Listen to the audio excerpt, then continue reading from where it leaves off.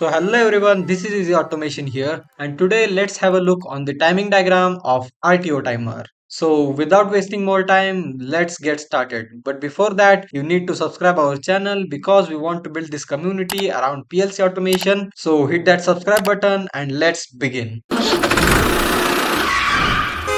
So to demonstrate the timing diagram, I need to add one RTO timer here, and to operate this timer, I need one contact which will give the supply to this timer. And as you know, the RTO timer will store its accumulator value. So to reset the accumulator, we need one reset bit. So I will just add one contact here and one reset coil here. And to show the timer timing bit, I will add one another rung here, in which I will add one output coil and one contact, which will be our TT bit of this RTO timer. So I will just give the addresses of all these instructions.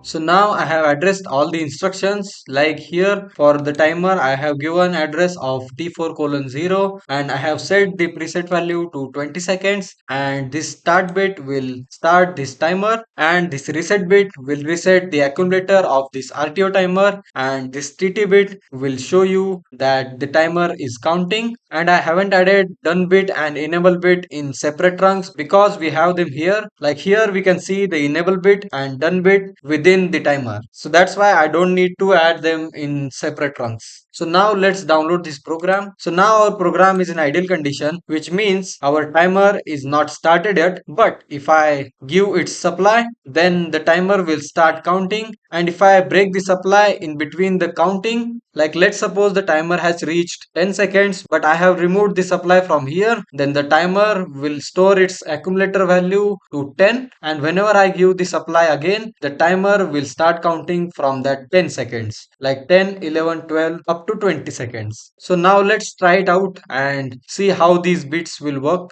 And now it is time to show the timing diagram of RTO timer, and this is how it looks. So now I am going to start this timer and let's see how its timing diagram works. So I have started this timer, and now our accumulator value is rising, and enable bit and TT bit are high here.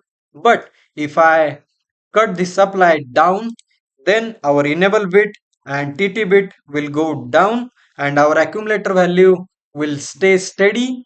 And if I start it again, then our accumulator value will rise up again, and our TT bit and our enable bit will rise with our accumulator value.